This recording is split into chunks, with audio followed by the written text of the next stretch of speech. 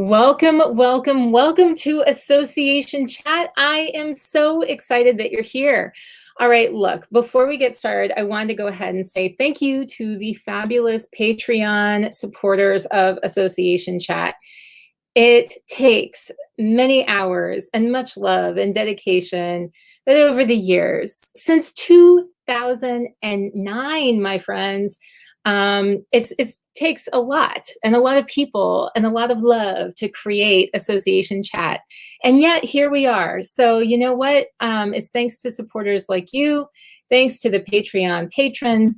And so if you want to become a Patreon patron, just visit patreon.com/Association Chat all the way through. And I will show the link periodically throughout the show. Now, you didn't come here just to hear a pitch. You came here to listen to some great thought leaders. You came here to find out something about creativity. You came here because you wanted to learn something new. So I wanted to go ahead and welcome you officially to Association Chat, where we meet together for this online discussion and warm ourselves by the virtual fire with topics of the day, welcoming thought leaders and trailblazers alike to join up in this online home for the community. I'm the host of Association Chat, Kiki L'Italienne, and in this very exciting show today, I am interviewing Chris Bent. He is an interview, and he's an entrepreneur who started his first business at 13 to scratch his restless creative itch. He became obsessed with creativity when he got his first soul-crushing corporate job that had no outlet for creative expression. He's the winner of the MIT Creative Arts Competition, and he now is also the founder of Pickles, a collaborative drawing experience to help others tap into their creative potential, to feel connected, and have fun in the virtual world. So as I bring Chris up, I just have to tell you a little bit about how I met Chris, or how I first heard of Chris. And it was through Dahlia, who anyone who knows Dahlia, right, knows that she knows everything in the event space about technology and what's what. And I remember her telling me, gosh, it feels like it's been forever ago, but I remember her telling me, I love pickles. Have you tried pickles? Have you tried pickles? I'm like, what are you talking about? So we're going to talk about pickles today. Welcome, Chris. Thank you for being here. Thank you so much, Kiki. I'm so excited to be here. It's great to be on the Association Chat, and I can't wait to talk. So I wanted to find out a little bit more about you, because I kind of like rattled through this bio portion of everything, but there was a lot of interesting stuff there. Like, let's just take it on back. Let me go back and so let's see. Winner of the MIT Creative Arts Competition, something about becoming obsessed with creativity when you got your first soul-crushing corporate job. Can we break this down a little bit and go back into who is Chris and how did all of this get started? Yeah, that's so winding it way back, man, well, 30 years ago, around that, I was born. So that's really when things got kicked off, I would say. And a creative start. Yeah, I had a little paintbrush in my hand. My mom was like, did that happen? No, so I was always very hyperactive. I always needed to be doing something. I was jumping, like just had so much energy. And obviously that's not very good in classrooms a lot of times. I remember in kindergarten, they separated me and my two best friends. They're like, these guys will never be in the same class together. They're just feeding off of each energy too much.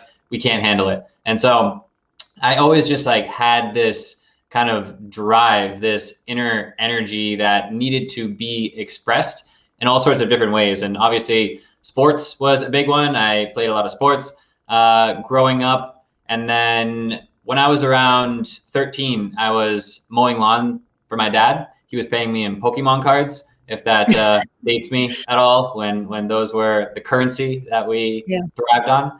And I just got the idea to take it around and see if any other neighbors wanted their lawns mowed. And so I started knocking on some doors. I still remember it was one of the scariest things to just approach a neighbor and knock on their door on a Sunday when the Patriots were playing football and try and get them to pay me to mow their lawn.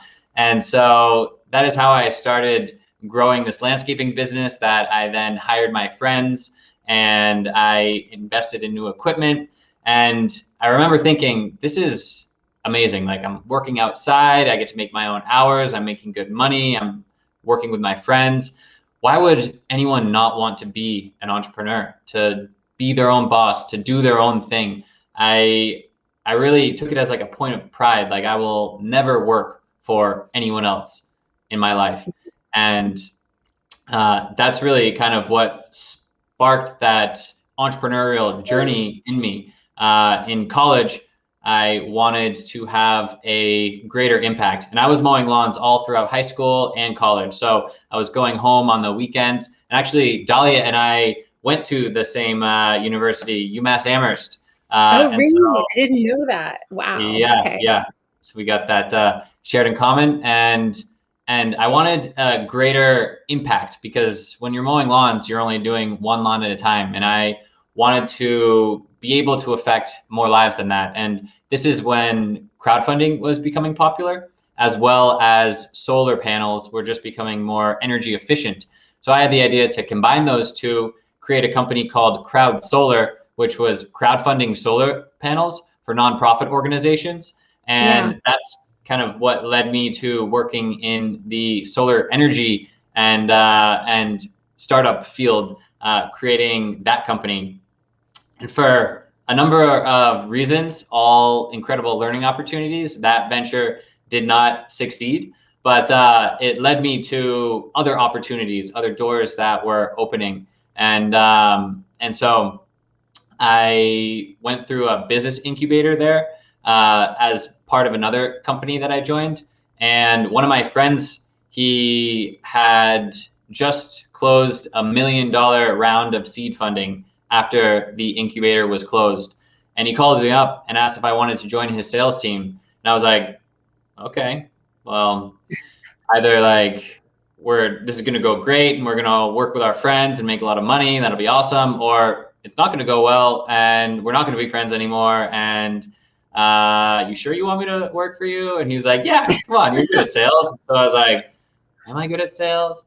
All right, yeah, let's go for it. This will be a good challenge. And so I joined his company, and this was the first time I was ever working for a venture-backed startup. Before then, it was all bootstrapping and really prioritizing the customer relationships, like building revenue that way and growing organically. And in this case, we had investors, so they needed to make sure that they were going to get a lot more than that $1 million they invested. And to do that, they needed to make sure all of these activity metrics were being hit.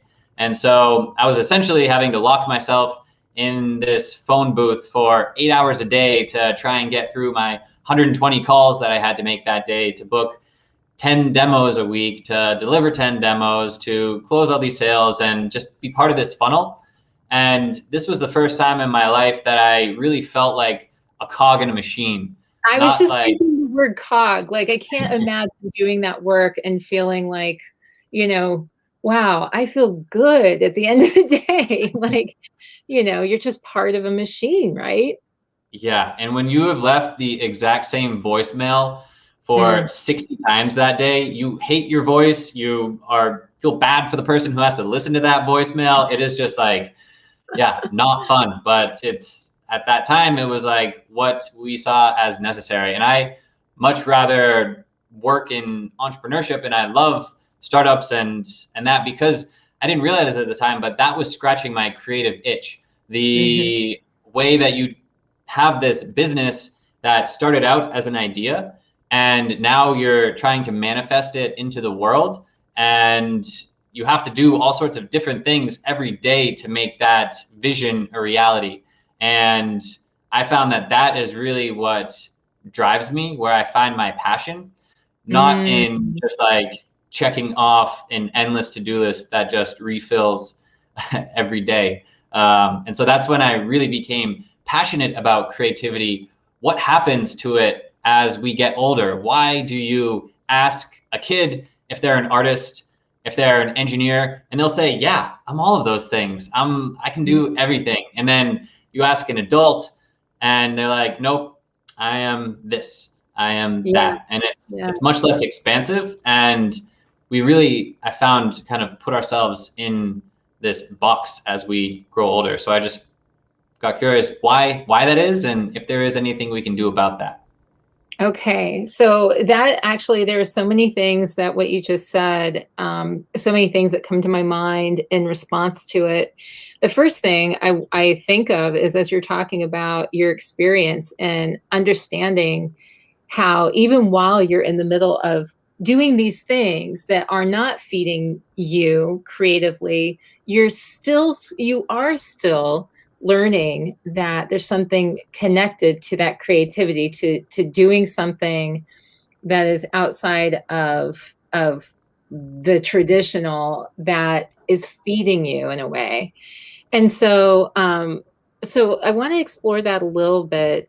And I do want to I do, for the people who are tuning in who are like, I want to get to this stuff about the virtual events and how we can do the creativity. We're getting there. But I want to talk a little bit about that application of what you learned about creativity, because it seems to me that as you've discovered these important facts about yourself and creativity and what feeds you, you've also been able to apply that to this thing that you've created that you're running now. Like when I look at Pickles, I see that that's what this is. So can we talk about Pickles? What is Pickles, right? Yeah, great question. And so Pickles, while a lot of you might have them in your refrigerator right now, hopefully refrigerator, I as a kid, I did not like pickles because we were getting them from the non-refrigerated section. It was just like the bread and butter type. But then when I realized you get the deli ones in the refrigerated section, like, yes, game changer. You got to go there if you're looking for on the shelf-stable Vlasics to something more. Yes. Yeah, I don't want to throw Vlasic under the bus there. I don't know if they're your sponsor for Association Chat, but right. But yeah, and so these pickles actually come from a combination of pictures and pixels, where every little picture that everyone draws goes together to form the bigger picture. And the reason for this is that I felt, well, at the time, I was like, all right, how do I just be more creative? Because now I'm not finding it in my job anymore. And I had done a few of those paint nights where you go to a bar or restaurant and you sit and you have your canvas in front of you, you have a couple glasses of wine, and they show you how to paint the Eiffel Tower. And those are great, and it's fun, and you're getting your buzz on to get over your fear of just creating something. But I didn't think getting drunk every time I wanted to be creative was a sustainable option. And so I was like, all right, how do we just make this more accessible? And the idea was, instead of having one person, I'm gonna share my screen real quick for a visual. Instead of having one person spend an hour doing a drawing, we could instead have 100 people spending 1 minute doing 1/100th of that drawing. Because I am no Da Vinci, but with me and 100 other people, at least we could have fun and put something out into the world that was completely unique without anyone feeling put on the spot or pressured to be perfect. Because one of the things that we found out was this creative confidence, which I think is hugely important. Everybody is creative. Creativity is just the use of imagination or original ideas. And that key word is use. We all have new ideas all the time, but actually doing something with them is the hard part. And so building up that creative confidence to actually do things differently, that are against the status quo, that are outside of the groove that your life has kind of fallen into. I think that is the real key. And that's also one of the things that we are trying to inspire with Pickles. It's a fun activity that gets you drawing, but hopefully gets you creating more, thinking more, using your imagination, the right side of your brain that with all of our Zoom calls and to-do lists and everything, it doesn't get activated that much. Well, and so that's actually a great point. And I wanted to bring up, I saw that Carly posted about the power of the kosher pickle. Yes, so true, Carly. There is. You've got to get the kosher pickles. I like all kinds of pickles, to be honest.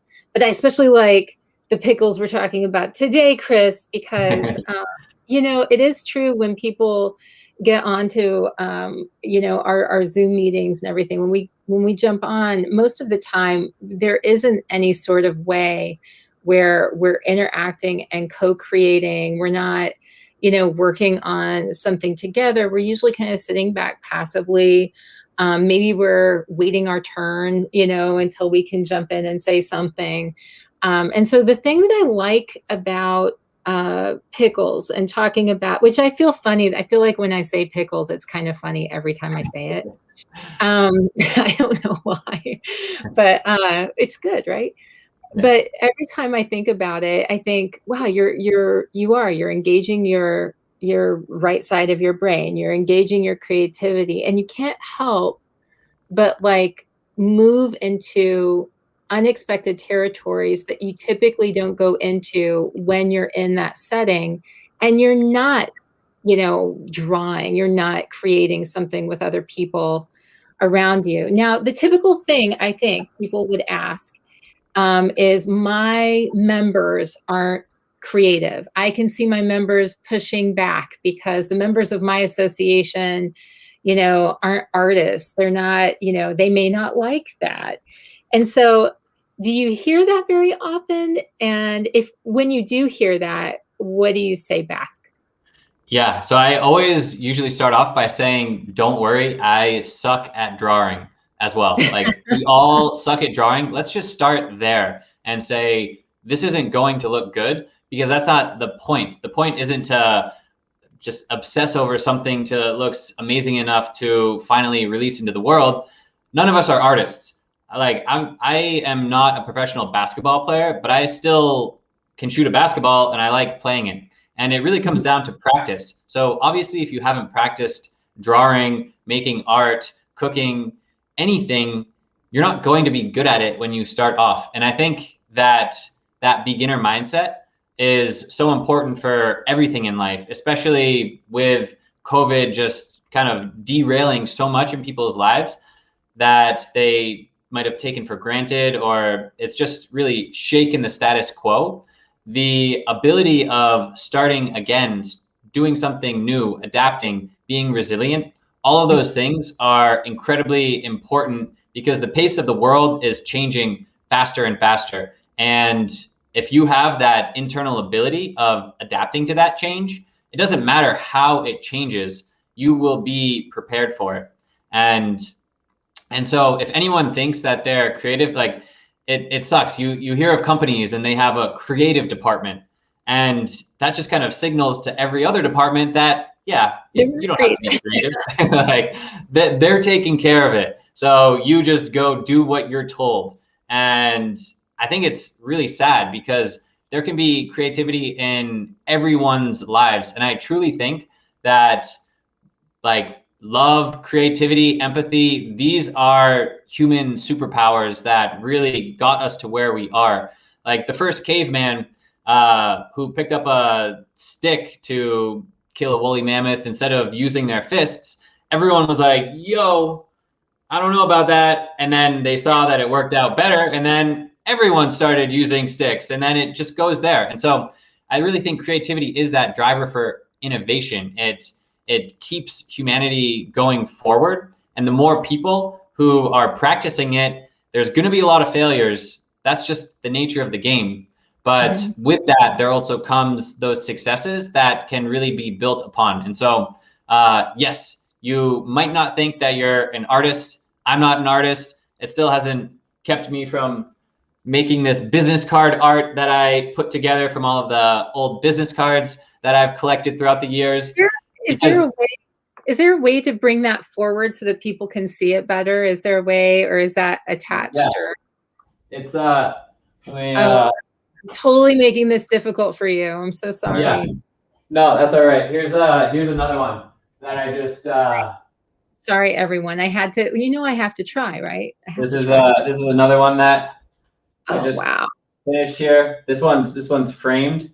So yeah, there you go. Yeah, so these are all people who I've met, places that I've been, and I felt really bad about just throwing away all of the business cards after I had digitized them. So I figured, why not try and repurpose them and kind of celebrate all of those people who I had met, because every little conversation that I have, it leaves an impact on me, whether it's an idea that I got, it was just an energy that that person had that was shared with me and inspired me. And so that's why I started just kind of keeping them all and then turning them into interesting art that, yeah, definitely abstract. I don't know if it's going in any galleries anytime soon, but it's a lot of fun just to get in that creative flow. Because I think that's one of the other things that's so great about creativity is that you lose track of time. You are totally immersed in what you're doing. And it's a fun state to be in that I think a lot of people can benefit from. Well, how do you advise people to get into that state? Because I know that, with both the work that you do with Pickles, but then also in your personal, professional life, just the way you live your life, getting into that state of flow, being able to be creative is obviously something that you put a high premium on. You think that that is something that has a lot of value. So are there methods, are there ways that you suggest that a person or a group of people can get into a more creative flow? Yeah, that is a great question. And I think if you're doing it with a group of people, having like a structured activity, one of the most fun I think I've ever had is doing improv, where we would do 2-hour classes where you're just creating scenes with all of these strangers in real time. You have to pay attention to what their name is and why they're walking like that, and that there's a snake over there, and you're just creating using your imagination. It's just pure imagination and talking. And so to get into that flow, having those sort of structures, we would play games, and there would be certain ways that we were doing the different activities. And so having some of that structure, having some of those different rituals, like if you are a painter, you might have that place that you go to that like is right next to your window, that when you sit down there, it's like, all right, it's time to paint. You might have a playlist that you put on, whatever gets you into that kind of mindset that you are now going to be engaging in this task, and you're not going to be distracted by email, by the text messages that you have, by Clubhouse rooms starting up, like whatever it may be. I think shutting out distractions is huge. And then also just like enjoying what you're doing. Like if you don't like cooking and you just want to eat to get sustenance, like don't try and put all your creative effort into putting a 5-course menu together, because it's not going to feed you. Like I love making people laugh and joking around. So improv was a great fit for me because that's all you're doing. So I would really find like, what are you good at? Because whatever you're good at as well, it's going to come so much easier. And so like find those strengths, soar with those strengths, and see where those can be used into these different creative endeavors or places that you can find flow. Well, and I just wanted to mention, because Carly had said improv is a fantastic exercise, great for team building, and you'd mentioned it before.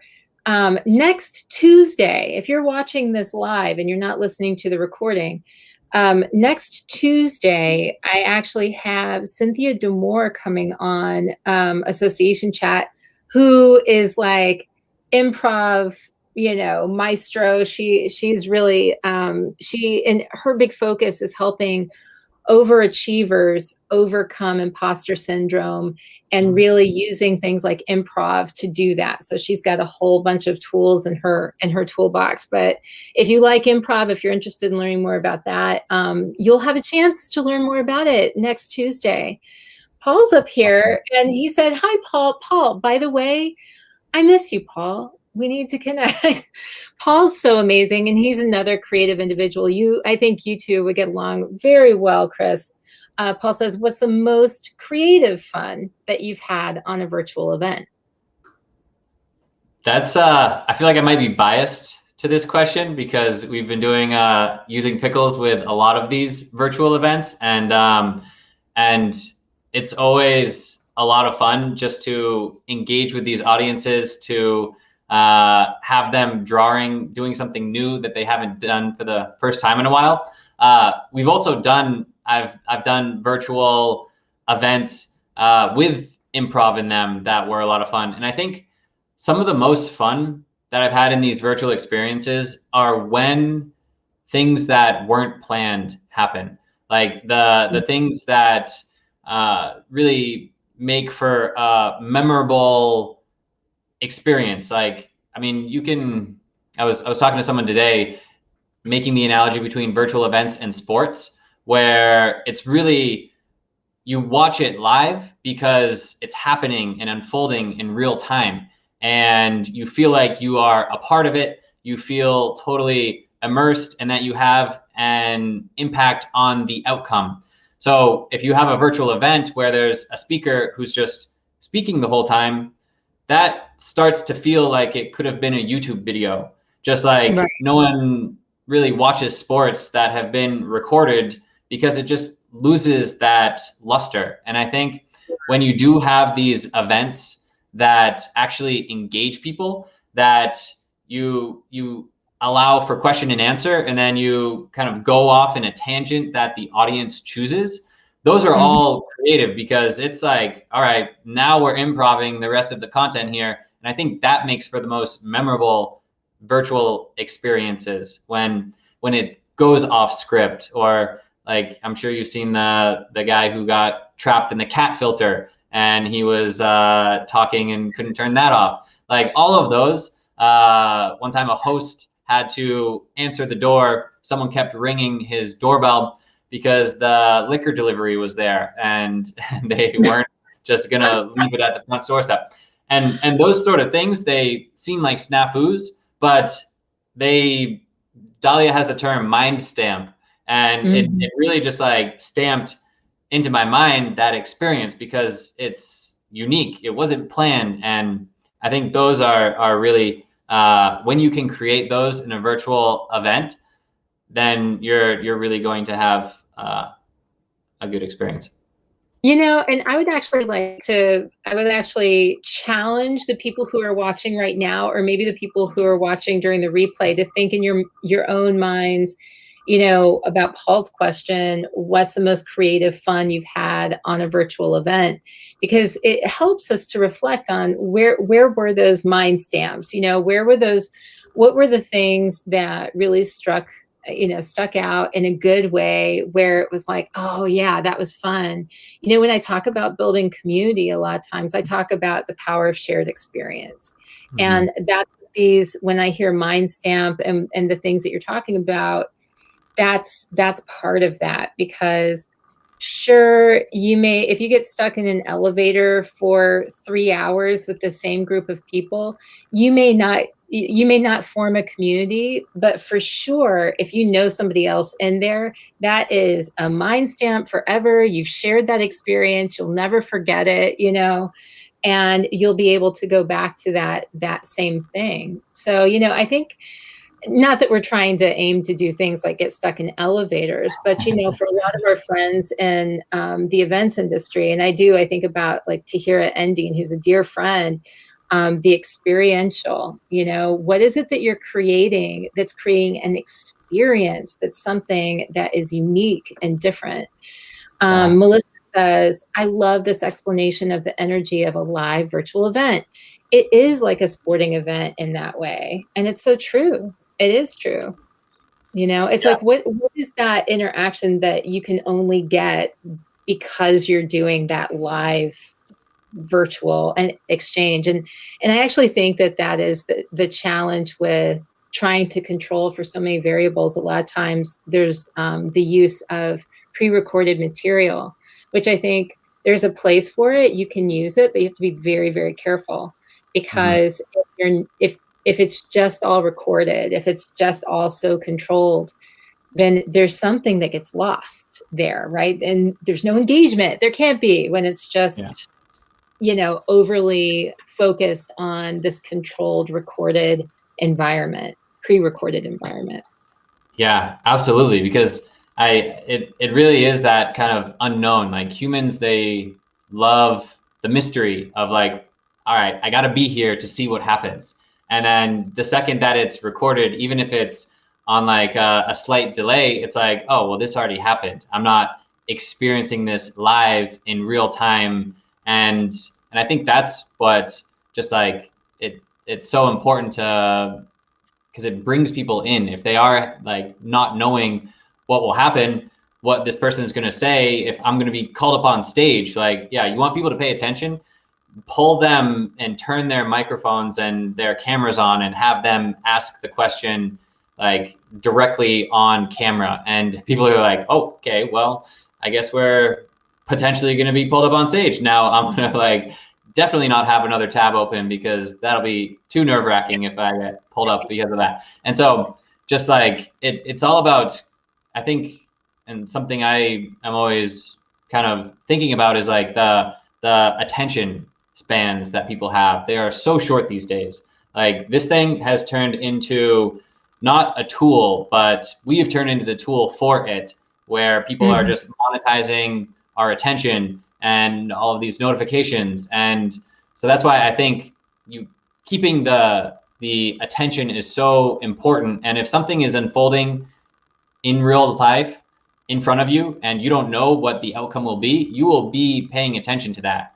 And so when you have those sort of experiences at your live event or your virtual event, you don't have to worry about, all right, this person is just going to be clicking on to a bunch of different tabs and I have to fight against all these other things, because you're giving them something that they are not going to want to look away from. Right. Right. I also think, you know, this whole engagement piece, I feel like there are some people who, a big complaint is it's just a buzzword. What does engagement mean? Does anybody actually know how to like actually create this engagement? What engagement means to one person may not be the same thing to somebody else, right?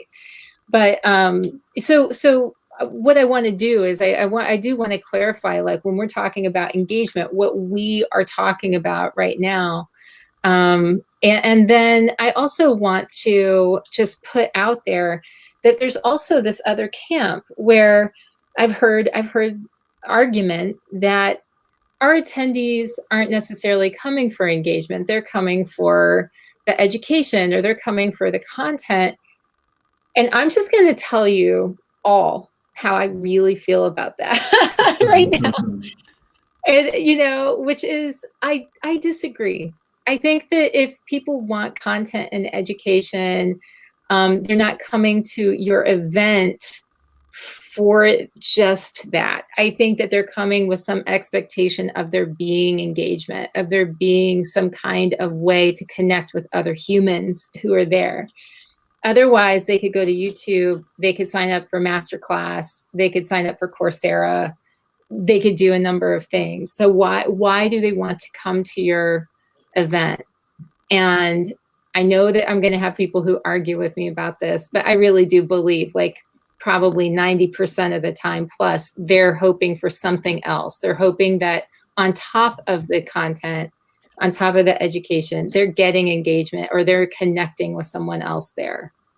Yeah, I 100% agree with you. I mean, there are the off cases that you need continuing education certifications to stay in your profession. And so you're just like going there to check off the boxes because you have to, if you want to still be a pediatrician or whatever it may be. Right.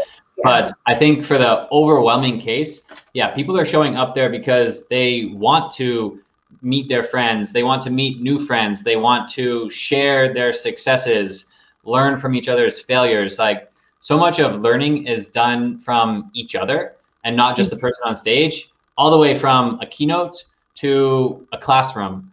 Like, I remember being in school and I wouldn't ask the teacher how to do this problem. I would ask my smart friend who was sitting right next to me, who actually was much better at calculus, and he would explain it to me. And so through all of that interaction, we can learn so much more, we can develop so much more, and we make those connections that humans need. And especially in this virtual world, I feel like we need them even more because yes, it might feel like we're making eye contact, looking at my Logitech camera, but it's not hitting the same being removed like that. And so I think, yeah, people, they just need to be kind of understood. They need to be seen for who they are, expressing themselves really authentically. And that comes from those interactions that they have at these events. And yes, we recently did a virtual networking incubator and asked people, like, do you like networking? And a lot of people did. There's some that they thought it was like anxiety producing. They weren't so sure about it. But I think you ask people, like, do you like connecting with others? Do you want more friends? All of those things are a huge yes for a lot of people. It's just how you go about doing it, which is important for all of these associations and organizations to be connecting people in a way that feels comfortable and natural for them. Yeah. Yeah. I mean, you know, and I'm one of those people that like actually, I don't know if you would call it an ambivert or something, but I'm more of an introvert, and I can play an extrovert on TV, but like most of the time, like I get a lot of social anxiety. So, so when I think about networking events, I always have to kind of prepare myself, you know, before, even in person, like before I would go into a room, like just deep breath and like, here we go. And it's the same thing for online. And I think that, you know, what I hear from people who work with people who are on the autism spectrum and things like that, a lot of times they want to know the rules up front. They want to know what's expected up front so that they can feel more comfortable going into an experience. And I think that that may be why when, you know, all of us want a little bit of control, a little bit, you know, to understand where we're headed. We want clarity of what's expected. It makes us feel more comfortable. And for people like me who have social anxiety, for people who might be, you know, on the autism spectrum, who need that clarity of what to expect in order to be their best, to feel comfortable, I think it's helpful for us to look at opportunities like, okay, we're going to engage and be creative here. But you don't need to be an artist. You're not going to be put like the spotlight's all on you, and now you have to create something spectacular for the whole group. I mean, I think there are ways to engage and be creative without calling people out, right? Without making people feel uncomfortable. So, Chris, how do you do that? How are some ways that you can make it so that it's safer and more comfortable for folks? Yeah, so I think that a lot of times it starts with the leadership and just setting the example. I mean, this goes all the way from associations to events to companies. A lot of companies, they stop being creative, they stop innovating, they stop doing things differently because they a lot of times are afraid of what's going to happen. What if we shake the boat? What if we cannibalize our business? I mean, Blockbuster asks this, like why they didn't buy Netflix early on. It's like, well, no, we would lose all of our DVD rentals. And so there's a lot of things that I think people are incentivized to keep doing it exactly the same way, because you're not going to get fired for doing what they did last year. You could get fired for trying something new and having it fail. And I think when you set the example of, hey, we're experimenting here, we're going to try something new and it might not work, that just kind of creates a mood for everyone else that it is a more playful environment. It's less like strict, like you got to do it this way. Like if you are showing that you are taking risks, then other people are going to want to take risks. And that could be by walking up to someone who they've never talked to and sparking up a conversation. Like it could really be a lot of different ways. But I think when you set the tone that like, hey, this is fun. Don't take this super seriously. Like, unless you're doing brain surgery, like, yeah, that might be a different setting.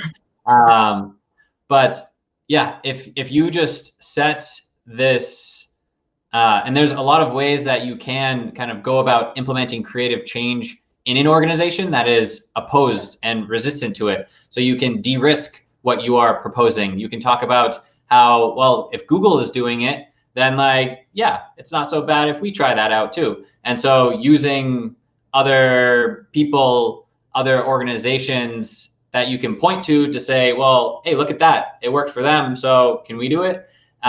Those are all ways that you can kind of encourage more creative change within your organization.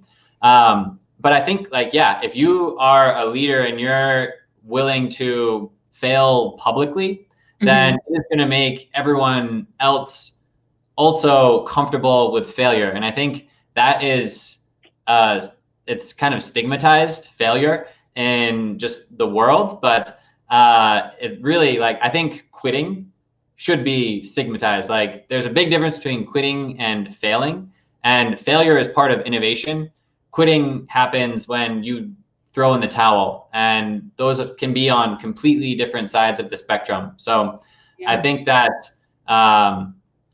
that if you do kind of set that standard and you see other people, like people mirror each other. And so if you see people approaching each other, if someone approaches you, then you're going to want to approach someone else, and then networking starts to happen. But if you have a bunch of guys wearing suits all standing in a circle and you're like, all right, I am not part of that circle. Yeah. Like, all right. Yeah.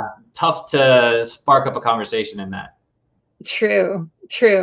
Well, this has been such an interesting discussion, and we're going to be transitioning into the lightning round, which is I'm going to be asking a series of questions that you don't know what I'm going to ask, but you're going to have to answer them quickly. And so we're going to go into the lightning round, but really quickly, people, if you want to check out Pickles, you want to find out more about it, go to piccles.com, and you can also email hello@pickles, piccles.com, and find out more. All right. Is there anything, would you suggest that they do anything else? They can tweet you. They can tweet.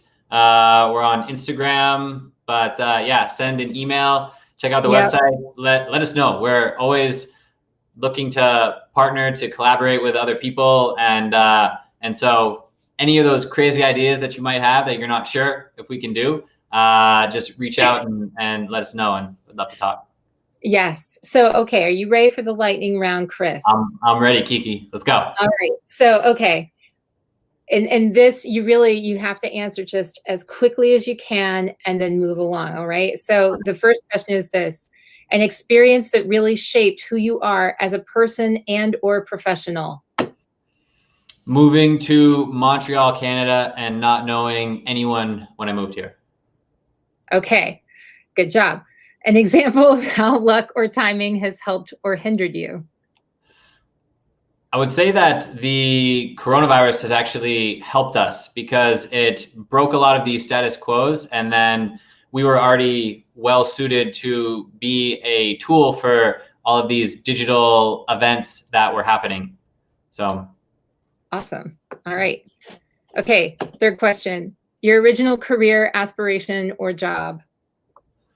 Marine biologist was the first one that I think I ever had. I wanted to play with whales. When was that? That was when I was a kid. Like, I just loved the sea, and I thought it would be so cool to be underwater all the time. I got scuba certified in college, so I still love going underwater and spending time down there. But yeah. Well, when I was 5, I wanted to be a mermaid, so that's close. Nice. They make those tails that you can wear now that gets I you got pretty over close. that. Oh, yeah. All right. A few adjectives people who know you might use to describe you. Creative, energetic, loud, very loud.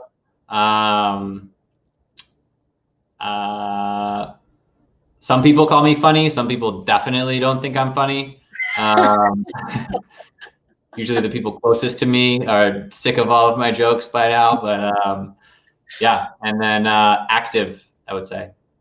Okay. A book or movie that you think everyone should read or watch?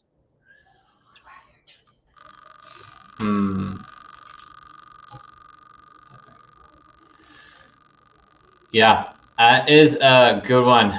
Man, I'm thinking about like books in my childhood. Hatchet was a classic. I read that about a guy who had a hatchet, survived in the wilderness. I don't know if everyone should read it though. It was just a cool book. Ender's Game was one that I really liked. That got me interested in books. Yeah. Yeah. Interesting. Okay.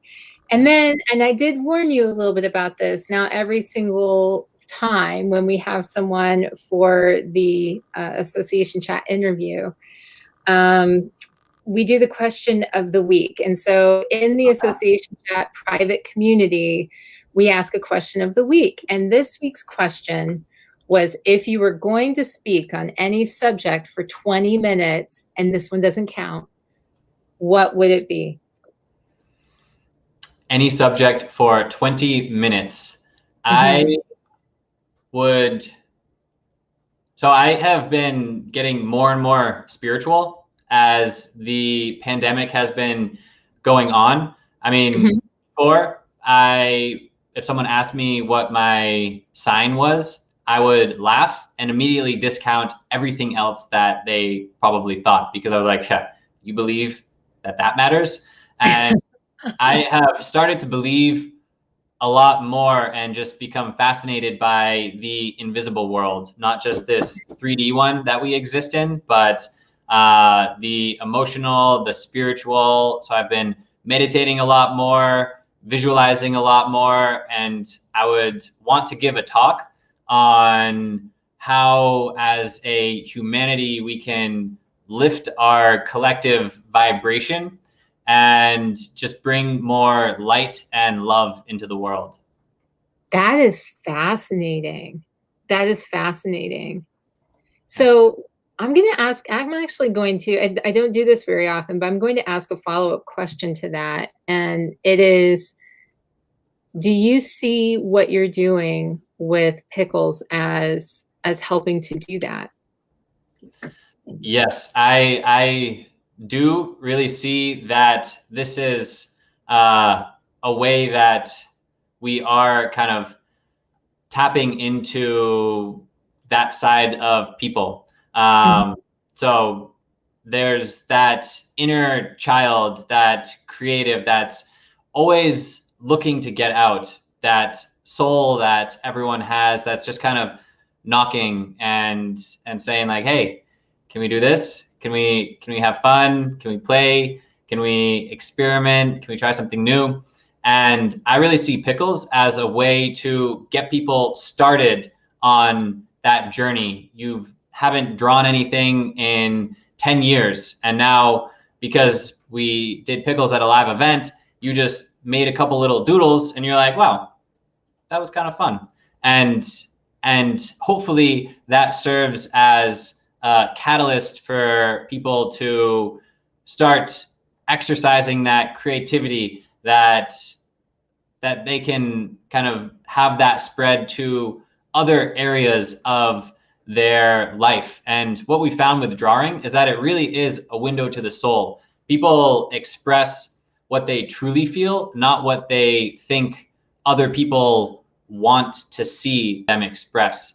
And so just by getting out that authentic feelings, having fun while drawing, it can help to shine a light on how we all as humanity, I think, all of those qualities that we share, like we all just want to love and be loved. We want to feel the sun on our face and be in nature and share our gifts with the world.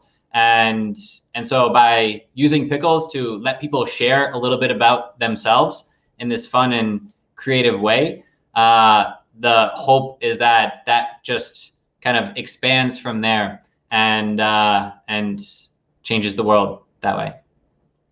It's food for thought for sure. I guess, I would look at something you said about how people are revealing and sharing things they normally wouldn't share through their drawings. I'm thinking about like somebody who goes on and say they're on that space, and it's one of the questions I've seen you use on these is, draw a picture, how are you feeling today? Draw a picture to show how you're feeling or something. And like a simple happy face or a simple, but can you tell me how something like that, how someone responds to that can lead to more? Because, or I guess I don't want to ask a leading question, but I just want to understand better how it helps people to communicate more about what they're feeling or what they're experiencing. Yeah. So when you ask someone to draw something, the first thing is like, oh man, how am I going to express this? And so that's why asking like, how do you feel today?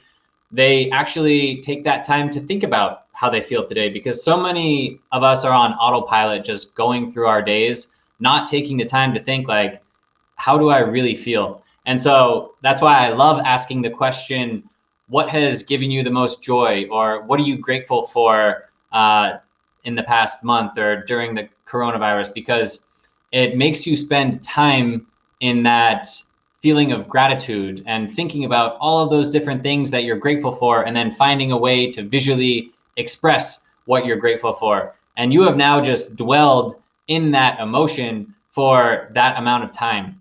And so by using different prompts where you can just get people thinking and then expressing themselves in a new kind of way, it can really help to not only let people reflect on how they feel, because I think that's one of the first things, is just like taking an honest look at yourself and saying like, am I happy?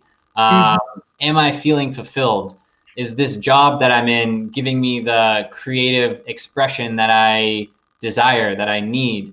I know we talked about creativity and there's all of this fear of automation, but like with all of these jobs being automated, honestly, if your job could be automated, you probably hate your job, because it's something that humans weren't meant to do, something that machines were just meant to do over and over again. And so by using that creativity and tapping into that, we get to tap into what makes us unique and spend more time doing the things that truly matter. And so, yeah, to bring it back to your question, I think that it really can help to kind of guide discourse about how you ask questions. We've been using Pickles with audience across different languages, across different socioeconomic backgrounds, because we've been drawing for hundreds of thousands of years. It's been a visual communication tool that we have employed as long as we could verbally communicate. And so we're trying to use this as a way to connect people, connect communities, and allow them to have this shared kind of common language, this visual language that everyone can understand. And we really found that by creating and putting a bit of yourself out into the world, you are much more open to then connecting and collaborating, and you're less fearful of the other people around you. And I think that's really what divides us. So the more that we can connect, love each other, collaborate, know each other, really that authentic person, then that really will kind of bring us all together, which I think is really what we need during these times. Well, I have to say, thank you so much. I feel like if people just tuned in and they caught the last 5 minutes of what this conversation has been all about, they're going to get a lot of gold there, because I think that what you were sharing is something that everyone can benefit from and use it from a very practical place, like really use in their communication and building it into every sort of presentation or communication that they have, figuring out, you're right. I mean, we've been communicating as humans like this for a really long time. So it makes sense that that would be communicating something essential that for a lot of people who maybe they speak different languages, you know, or they are coming from different types of places. That's a common way to connect. Everyone knows what this, like the smiley face is really reflecting. There's like, there are like symbols in the way that we communicate and the things that we draw. Absolutely. So, thank you so much for taking the time to meet with us today. I really appreciate it, Chris. Yeah, thank you so much, Kiki. This was a blast. I love the questions. Yay, I love it. Well, everyone, I hope that you had an excellent time with this interview and that you learned a lot from Chris. Please go check out the website, go follow him on Twitter and on Instagram, go find out more. And I encourage you to test this out. See if you can use this sort of, use Pickles in your own interactive Zoom meetings, your virtual meetings. Test it out and find out how it works for you. As always, it's all about exploration. And, with Association Chat, I think the one thing that I look at that brings everyone together for this particular community is a love for curiosity, a love for learning. It's a love for community and creativity. And so that's why we're here. That's what we're trying to do. And that's what this interview has been all about. So I hope you learned something of value today. And as always, keep asking questions to learn every day. As Joseph Campbell once said, the cave you fear to enter holds the treasure you seek. Have a great week, everyone.